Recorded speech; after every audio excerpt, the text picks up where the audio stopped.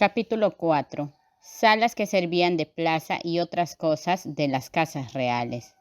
En muchas casas de las del Inca había galpones muy grandes, de a 200 pasos de largo y de 50, y 60 de ancho, todo de una pieza, que servían de plaza, en las cuales hacían sus fiestas y bailes, cuando el tiempo con aguas no les permitía estar en la plaza al descubierto. En la ciudad del Cusco alcancé a ver 4 galpones de estos, que aún estaban en pie en mi niñez. El uno estaba en Amarucancha, casas que fueron de Hernando Pizarro, donde hoy es el colegio de la Santa Compañía de Jesús, y el otro estaba en Casana, donde ahora son las tiendas de mi condiscípulo Juan de Sillorico, y el otro estaba en Colcapata, en las casas que fueron del Inca Paullo y de su hijo don Carlos, que también fue mi condiscípulo. Este galpón era el menor de todos 4, y el mayor era el de Casana, que era capaz de 3,000 personas. Cosa increíble que hubiese madera que alcanzase a cubrir tan grandes piezas. El cuarto galpón es el que ahora sirve de iglesia catedral. Advertimos que nunca los indios del Perú labraron soberados en sus casas, sino que todos eran piezas bajas y no trabajaban unas piezas con otras, sino que todas se hacían sueltas cada una de por sí. Cuando mucho de una muy gran sala o cuadra sacaban a un lado y otros sendos aposentos pequeños, que servían de recámaras. Dividían las oficinas con cercas largas o cortas, para que no se comunicasen unas con otras. También se advierte que todas las 4 paredes de cantería o de adobes de cualquier casa o aposento, grande o chico, las hacían aviadas dentro porque no supieron trabajar una pieza con otra, ni echar tirantes de una pared a otra, ni supieron usar de la clavazón.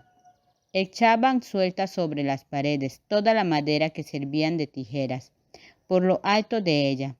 En lugar de clavos, la ataban con fuertes sogas que hacen de una paja larga y suave, que asemeja al esparto. Sobre esta primera madera echaban la que servía de costaneras y cabios, atada asimismo una a otra y otra a otra. Sobre ella echaban la cobija de paja en tanta cantidad que los edificios reales de que vamos hablando tenían de grueso casi una braza. Si ya no tenían más, la misma cobija servía de cornisa a la pared, para que no se mojase. Salía más de una vara fuera de la pared a verter las aguas. Toda la paja que salía fuera de las paredes que cercenaban muy pareja. Una cuadra alcancé en el valle de Yucay, labraba de la manera que hemos dicho, de más de 70 pies en cuadro, cubierta en forma de pirámide. Las paredes eran de 3 estados en alto, y en el techo tenía más de 2 estados. Tenía 2 aposentos pequeños a los lados. Esta pieza no quemaron los indios en el general levantamiento que hicieron contra los españoles, porque sus reyes incas se ponían en ella para ver las fiestas más principales que, en una grandísima plaza cuadrada, mejor se diera campo, que ante ella había, se la hacían. Quemaron otros muchos edificios hermosísimos que en aquel valle había, cuyas paredes yo alcancé. Sin la cantería de piedra, labraban paredes de adobes, los cuales hacían en sus moldes, como hacen acá los ladrillos. Eran de barro pisado con paja. Hacían los adobes tan largos como querían que fuese el grueso de la pared, que los más cortos venían a ser de una vara de medir. Tenían una sesma, poco más o menos de ancho, y casi otro tanto de grueso. Enjugábanlos al sol, y después los amontonaban por su orden, y los dejaban al sol y al agua debajo de techado 2 y 3 años, porque se enjugasen del todo. Asentábanlos en el edificio como asientan los ladrillos. Echábanles por mezcla el mismo barro de los adobes, pisado con paja. No supieron hacer tapías, ni los españoles usan de ellas por el material de los adobes. Si a los indios se les quemaba alguna casa, de estas soberbias que hemos dicho, no volvían a labrar sobre las paredes quemadas, porque decían que, habiendo quemado el fuego la paja de los adobes, quedaban las paredes flacas, como de tierra suelta, y no podían sufrir el peso de la techumbre. Debíanlo de hacer por alguna otra abusión, porque yo alcancé de aquellos edificios muchas paredes que habían sido quemadas, y estaban muy buenas.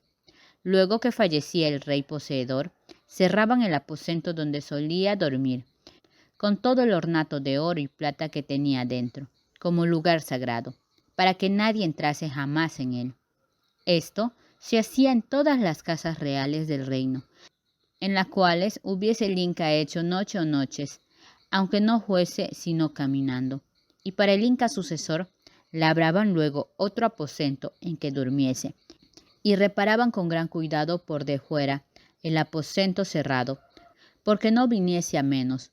Todas las vasijas de oro y plata que manualmente habían servido al rey, como jarros, cántaros, tinajas y todo el servicio de la cocina, con todo lo demás que suele servir en las casas reales y todas las joyas y ropas de su persona, le enterraban con el rey muerto, cuyo había sido, y en todas las casas del reino donde tenían semejante servicio también lo enterraban, como que se le enviaban para que en la otra vida se sirviese de ello.